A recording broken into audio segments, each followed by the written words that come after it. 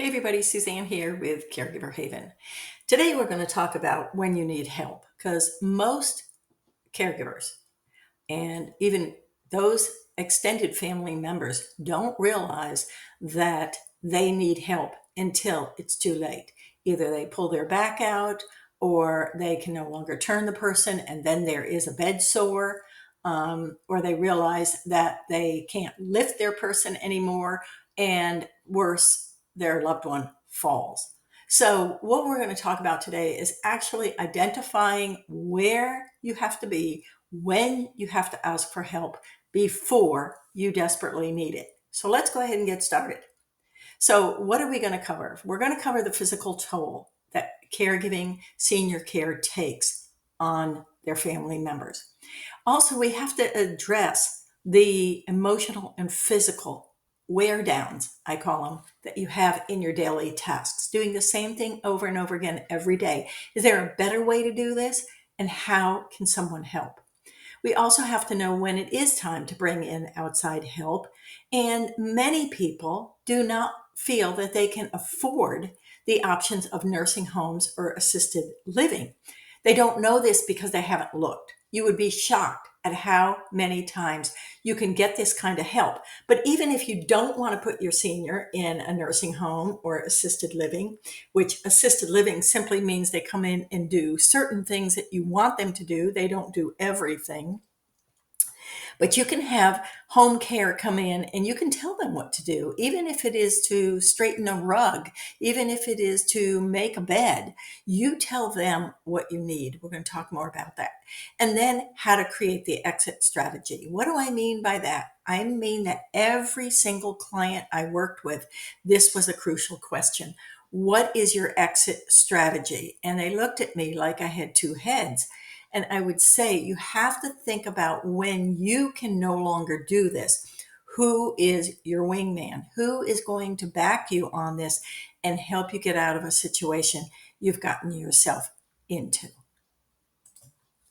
All right. So when a senior begins to lose mobility, and they will, we all will lose our mobility somewhere along the line. We might be slower getting up, we might walk slower, um, we might need help even being lifted at some time because our legs are wearing out. Maybe our feet are painful, maybe they're swollen and they hurt and we can't do what we used to do.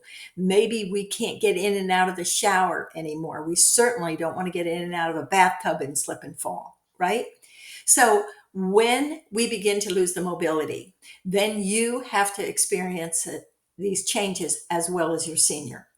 And what you looked at is occasional help becomes hands-on physical labor. And if you don't know what this looks like, think of the time that you did a full house spring cleaning and you were exhausted afterwards. You touched every single item in your house, you cleaned it, you shook it out, you took down the curtains, you changed you aired out the cushions, all of that, right? Physical labor.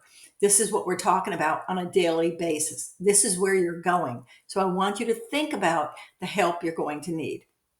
It is not just lifting, but it is also repositioning and physically supporting them multiple times a day. So the moment that you realize I can't do this alone anymore may be too late. There's also the emotional strain of watching your loved one decline. This is already hard, but when your back and your knees and your neck, all of this strain goes on you, you are, what do I want to say? You're not only hurting yourself, but you're opening up the risk of your senior falling because you think they're secure when they stand and then all of a sudden they start to fall. What are you going to do? Right? Because you can't hold them up anymore because your back is already hurting.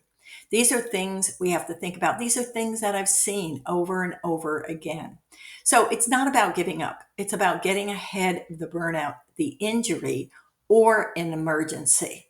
So use the changes that you see in your senior as a guide as to what you're going to do and recheck it every 90 days and look at how are they changing. Make a note of it, and then 90 days later, go back to that note and see if they have changed. It's very easy to forget what they looked like 90 days ago, 3 months ago. Very easy. You know who reminds you what they looked like 3 months ago or a year ago is the person that comes in to visit, who hasn't seen them in 3 months, who hasn't seen them since the last holiday. They come in and go, whoa, mom, dad, they're going downhill fast. And you're thinking, wait a minute, I don't see the changes. You don't see the changes because they're so subtle. They're day to day. The person who comes in who hasn't seen them in a while sees those changes. Okay, the daily tasks. What we're looking at here is what exactly are you doing? You have to start to look at the tasks that are going to wear you down. So, what are these? Keep track of what you're doing. Are you running errands? Are you cleaning up after accidents? Are you preparing meals? Are you trying to get their shirt off them? You're pulling it up over their head. They're hot and sweaty. Are you using buttons so that the blouses and the t-shirts underneath that they're wearing come off easily? Because seniors sometimes sweat and it's hard to get their clothes off them, especially if they're fighting you and they're not understanding why you're taking off their clothes. And when we talk about urinary incontinence, this is a thing too, where you're bending. Think about your actions, your physical labor when you are taking them to the bathroom, and you have to bend, you have to move, you have to wipe them, all the things you have to do. Are you using your legs or are you using your back? This over time builds exhaustion. So you might start skipping your own meals. You might not be sleeping well. You might be snapping at your loved one. These are all red flags that you are physically exhausted and you don't know if you can do this anymore. So keep track of your tasks for 3 days and then see exactly where you need help. Exactly. All right. Not only is the physical work of caregiving exhausting, but you're also going to have the emotional wear and tear. It's going to sneak up on you. Why? Because you may have promised you're going to take care of this person, and now you can't physically do it anymore. You can't clean up the mess. You can't assist with something that they once did independently anymore. You need your own time, and you're in another room in the house, and then all of a sudden you hear your name called. You go and help. Then you go back to that room in your house where you want to just breathe and you hear your name called again. Or worse, you go out into the kitchen and there they are over the stove holding a boiling pot of water and you're trying to get it to the sink. And you're like, what are you doing? Right? So all of these things have an emotional drain on you. And on top of all this, you're always worried about them. Then there's the grief that builds silently, the grief that you're watching them go downhill and there is nothing you can do with them. So pair that with your aching back, your aching neck, the lack of sleep, the skipped meals you're doing now, not the healthy meals you used to eat, the exercise you used to get, the socialization, the friends you had, the family that came in. Now you're suppressing all of that on top of the physical and emotional losses that you're suffering. So, one of the hardest things for you to do is admit, I can't do this alone anymore. But there is real strength in knowing your limits. So, take a moment to ask yourself, am I exhausted before the day even begins? Do I worry about dropping or injuring my senior? Have I skipped my own medical appointments and stopped seeing my friends? These aren't signs of weakness. They're red flags that you're doing too much. It's what we talk about in the Caregiver Haven, Caregivers Freedom Club over and over again. We want you to live a life you love while taking care of your senior. Senior care does not have to own you. It does not define you. You can have a wonderful life helping your senior, doing it right. But you have to set it up correctly. You have to know these signs. And outside help is not a luxury. It's really a lifeline. It's a reality check. Once I get once I got my clients to understand what outside help could do, they only wanted it a half hour a week. Okay, so then somebody comes in a half hour. Then the next thing I know, I check back with them and the person's there 3 days a week. They always expand it because they love that person, and that person comes in laughing and joyous and engaged with the senior, keeps them company. The senior loves them. It doesn't always start out that way, but it does end up that way. That is something important. If you look into the future of your life, I promise you, you will have laughter in your home. Okay, identifying the help that you need before you're going to bring in help. You need to know exactly what you're looking for. This is why for 3 days you need to know the tasks that you do, and you need to know what you don't want to do anymore. Okay. For instance, one of the things that I did was my mom would get up in the middle of the night and she needed me to get up with her to take her to the bathroom, make sure she didn't fall, and then tuck her back into bed every night. Find her, she had a radio that she had in her bed, a transistor radio, and she would listen to her talk shows or something on it. But half the time that radio was somewhere hidden in the bed or the mattress, and I could hardly find it. So while she was sitting on the toilet, I ran back to the bed and got that radio, transistor radio, and had it right there for her. So I knew where it was before I ripped up the whole bed. And then I took her back to bed. And this woke me up every night. So I could only do this for 3 nights no, not even 3 nights, 2 nights in a row. Then I had to stop. I couldn't do it anymore. So what did I do? I called somebody in. I had a teenager come in and she slept on the couch, and she would get up with my mom every third night. It was wonderful. And I paid her like $20 to sleep there. And she loved it. And of course, now you pay a little bit more, or you get a volunteer, you get your teenager to do it, somebody to do it, a niece, a nephew, whoever, to come in and do that for you and explain to them, you got to take her to the toilet, and while she's there you got to find her transistor radio that she's kicked somewhere in the bottom of the bed, um, and straighten out her bed for her. So know your tasks, know exactly what you need, write them down, be very clear. The clearer you need, the easier it is going to find that kind of support and what fits your budget. So you don't need, like I said, you don't need somebody. Some people just do it because they love seniors, and other people do it because they're trying to get into nursing school or PA school, and they have to have what we call clinical experience. In other words, they have to show that they have worked with seniors. Okay. A lot of them will go to these senior care facilities or agencies to get the experience, but you can hire them on the side and you can give them a recommendation that you employed them, and you employed them for X number of hours over the year.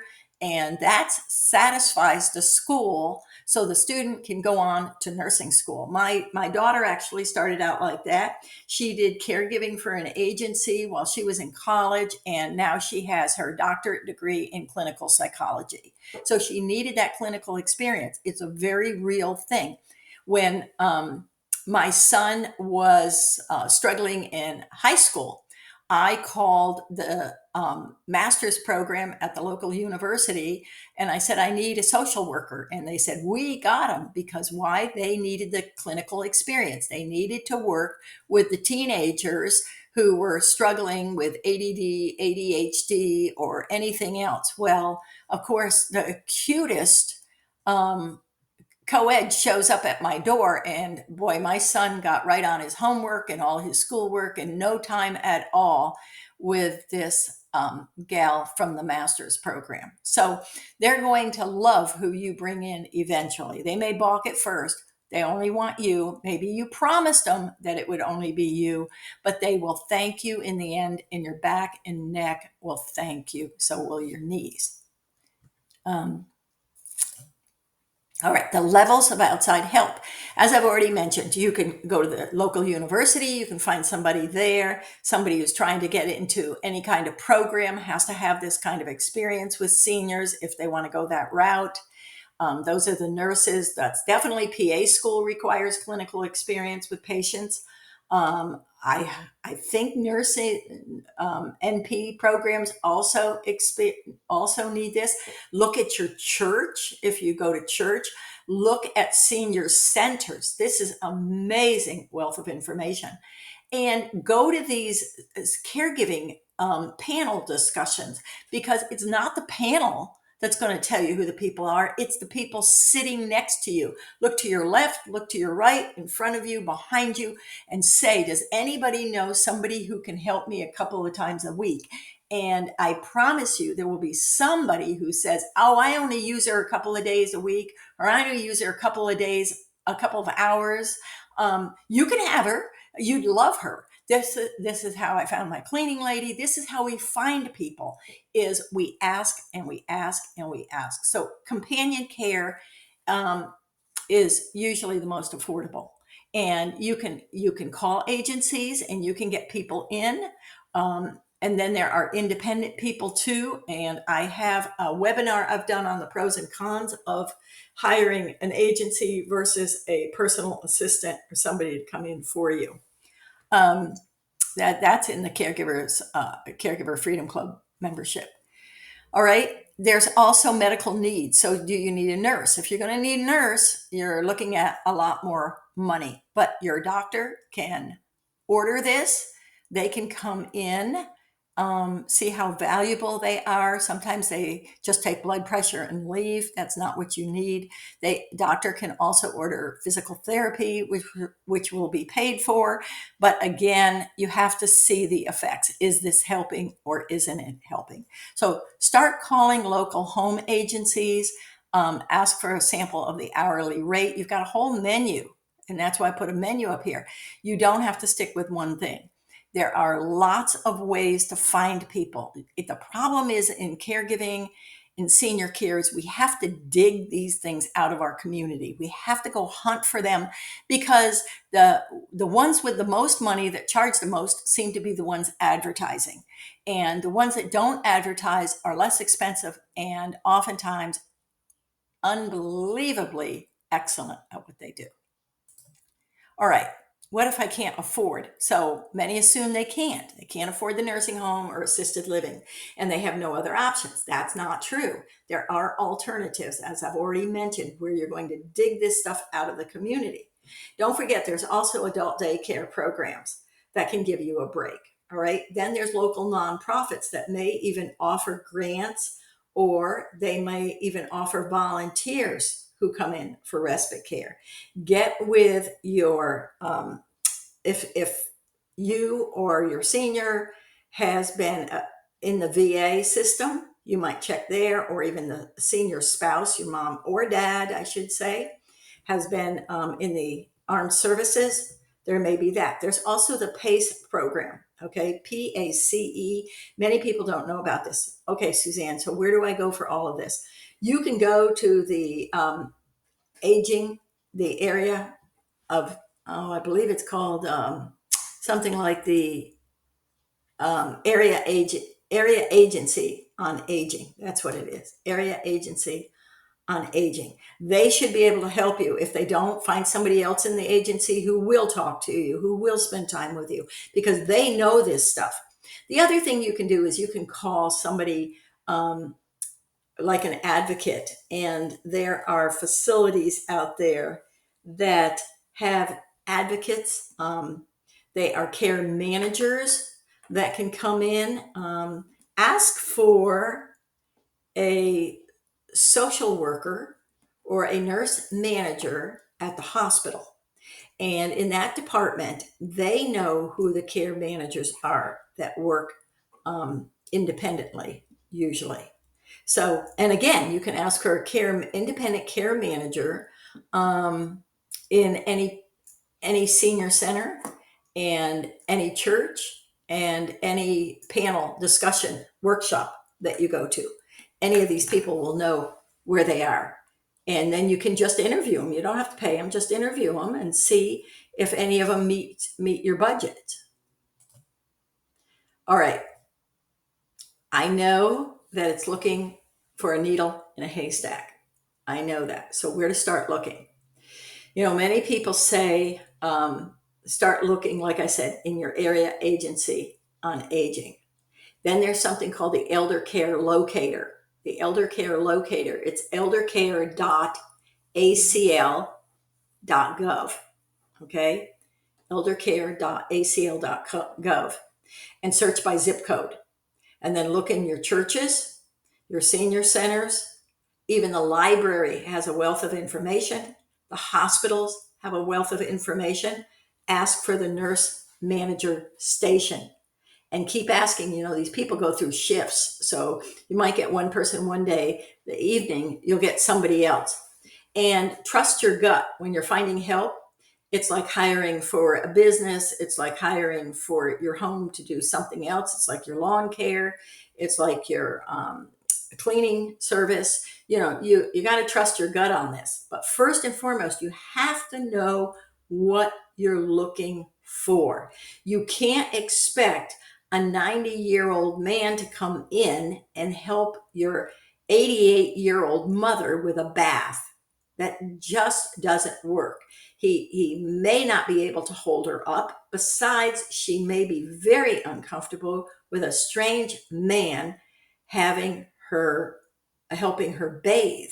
Okay, so think about the type of jobs that you're going to need. And are they going to be full-time, part-time? Start them out part-time, give them temporary assignments, and see how they do. Do it. I promise you, if you do this, you will be amazed at how much help you can find.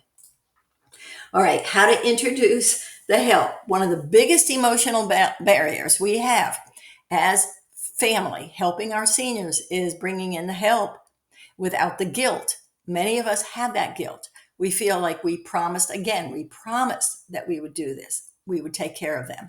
And now we feel like we've abandoned them or we're failing them, but physically we can't. The biggest thing you can do is basically say, I want to be your daughter. I want to be your son again, not just your caregiver. This is one of the wonderful things I did with my mom is I went in and enjoyed her company because I didn't have to do all these things for her.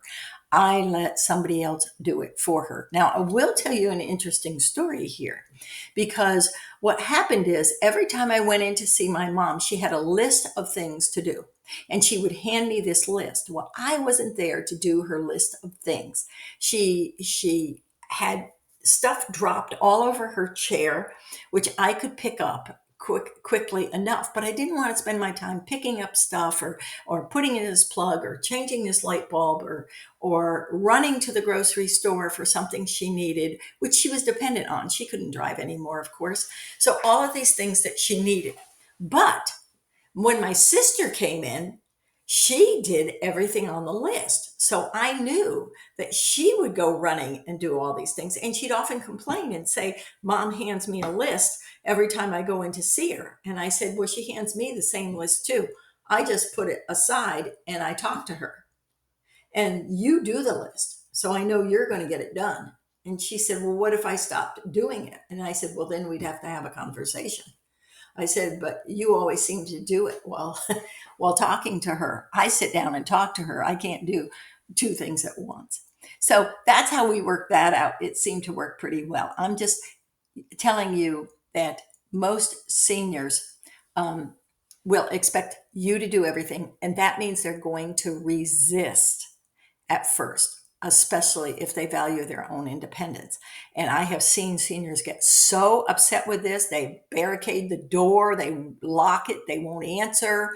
The poor person is out there knocking and knocking and knocking, trying to get in. So what you want to do is you want to let your senior help with the interview. You want them to choose the interview. Sometimes caregivers successfully have said, Mom, they're not coming in to help me. They're help you. They're coming in to help me. And then the caregiver comes in and the professional caregiver comes in and straightens plates, helps with the kitchen, helps with the bedding, the laundry, things like that at first, and then sits down and talks to the senior a little bit more. And then the next time she comes back, she talks to the senior a little bit more.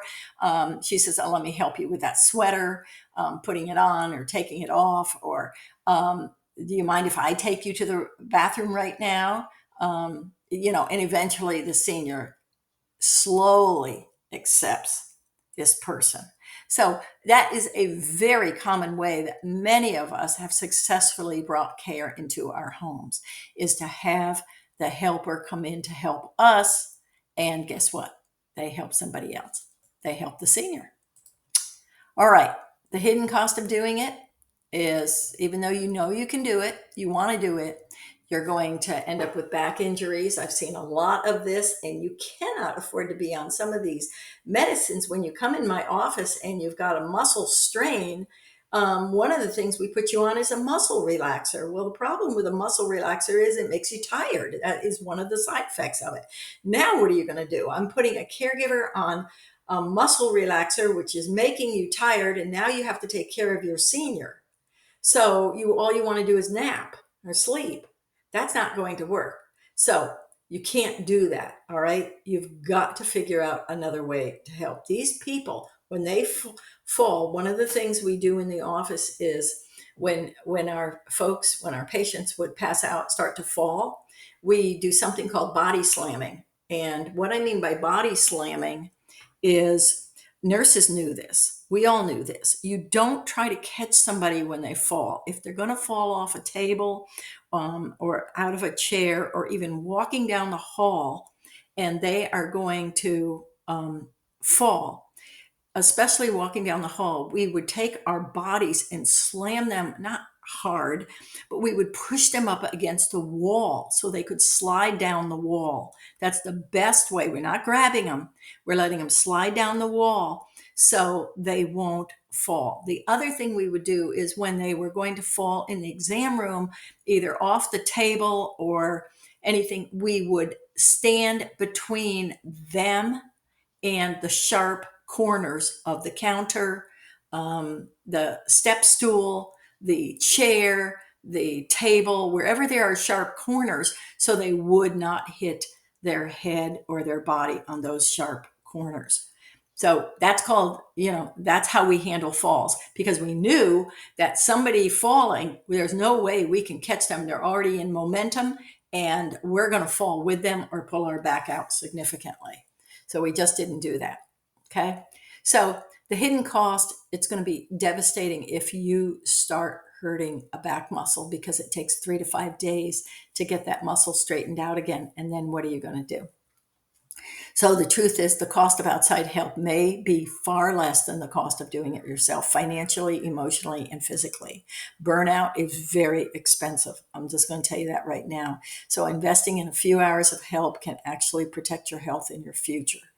And check with your insurance company, even check with if they have long-term care insurance, something like that, or Medicare Advantage plans may even help with some of this. And I've talked about the programs in the Caregiver Freedom Club, that where Medicare pays for some of this, to have help come in. Call the Medicare office and find out about these programs. I think it's the GUIDE program, GUIDE.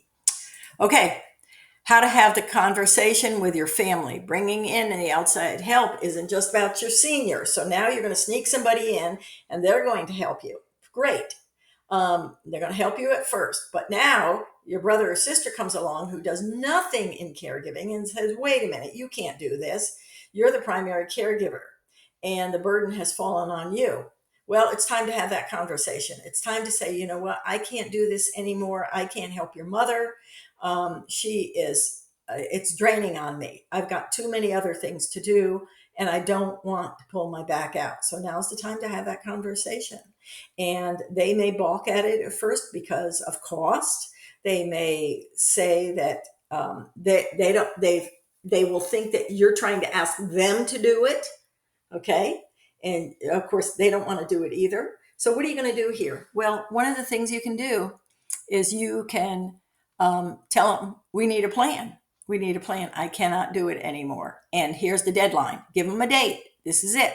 Not doing it anymore. This is the date. I give it up. I'm leaving. So figure it out on your own. And sometimes it's that drastic.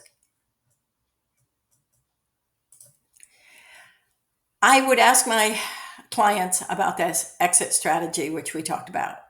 not because you want to stop caring, but because you may need to change direction. Okay. What happens if you get sick, injured, or burned out? Who steps in? What's your timeline for outside help or transitioning to other options? All right. You've got to create this. You've got to figure out a backup plan. Who do you have? Every team in sports, all sports teams, they have first string, second string, third string, right? You need first, second, and third. This is something we did with my mother too, and I've done it with a lot of my clients. Is we actually have the first string, the favorite people. Then we have the second string. Then we have the third string. So if mom,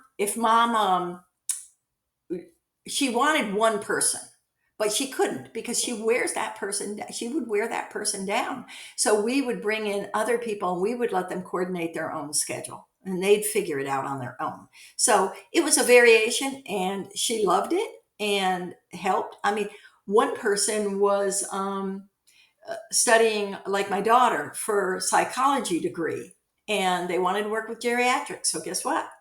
They came in and did it and volunteered because they need the hours in order to satisfy the school requirements. How's that work? Right?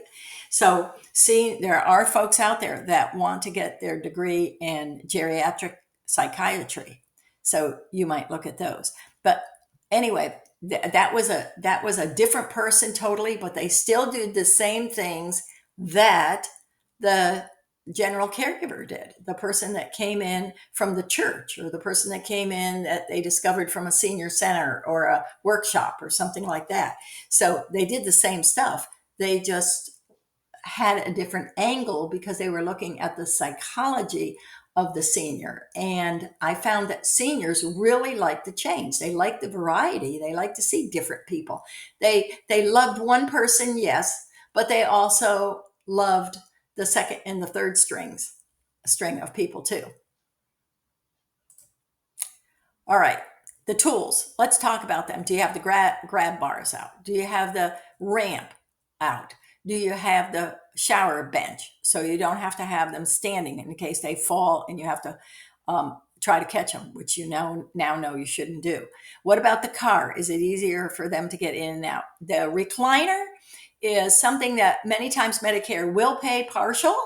So you can get partial payments for that and then ask your family to all chip in and get you this. And one of the things we would do is at the bottom of the chair, if it doesn't have a rug that catches the senior's feet, we would put those strips, those stair strips, those black strips where they can't slip, because undoubtedly what would happen is they would get lifted out of the chair and their feet would start, because they're hitting the floor with their heels first, and their feet would start to slip out from under them and they fall back into the chair, which we don't want them to do.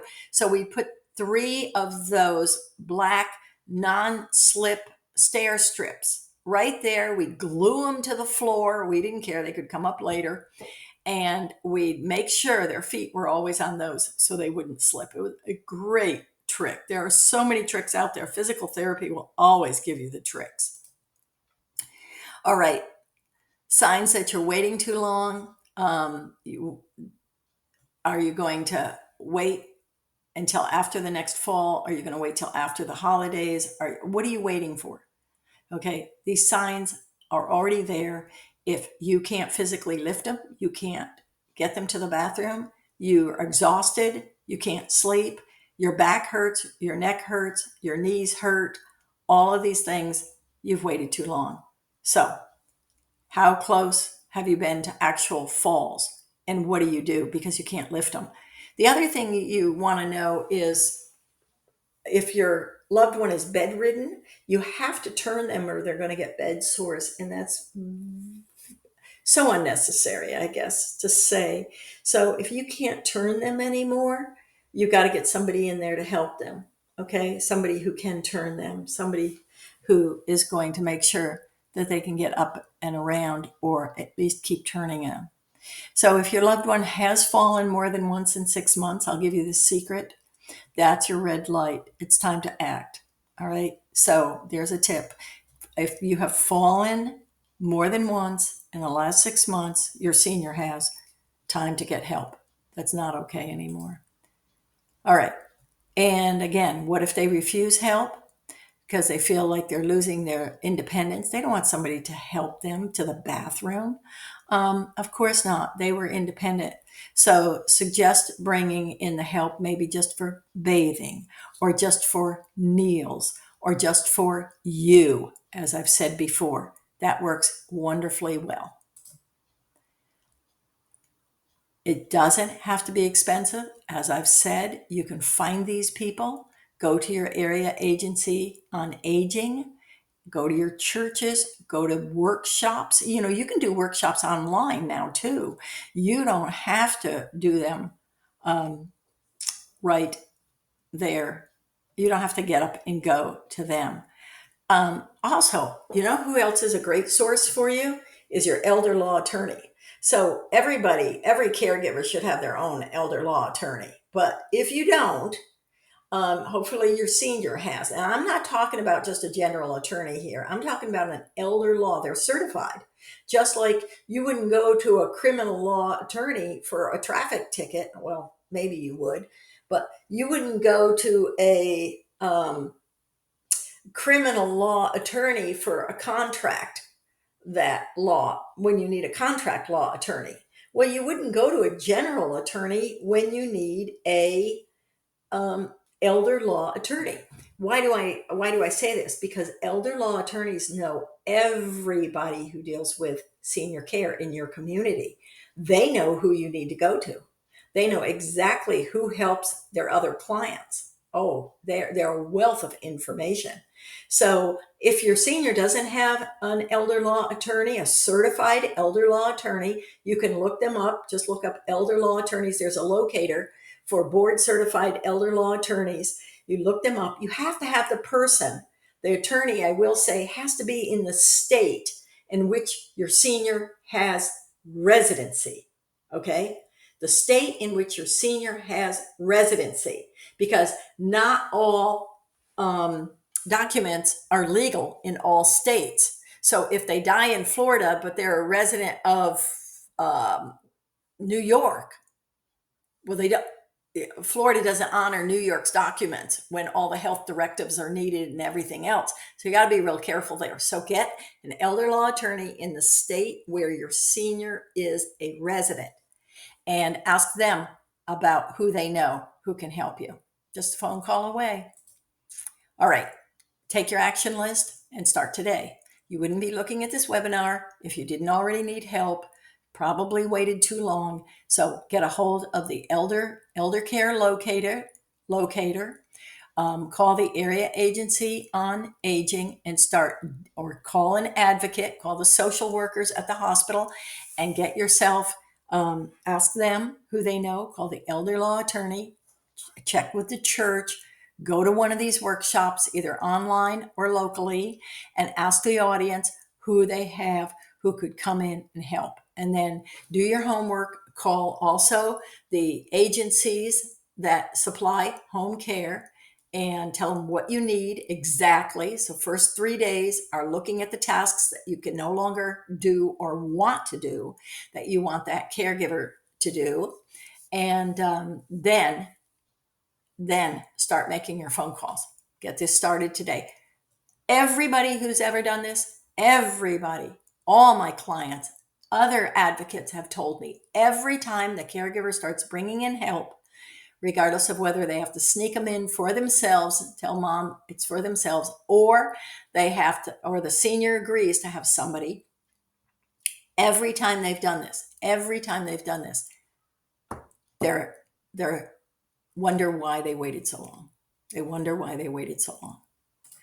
So the physical wrap up. We talked about the physical toll, the backaches, the neck aches, the knees, everything going out. We talked about getting the daily tasks down. What is it you exactly need? Is it getting up at night? You need somebody to get up with them at night so you can get a full night's sleep? Or is it taking them to the toilet?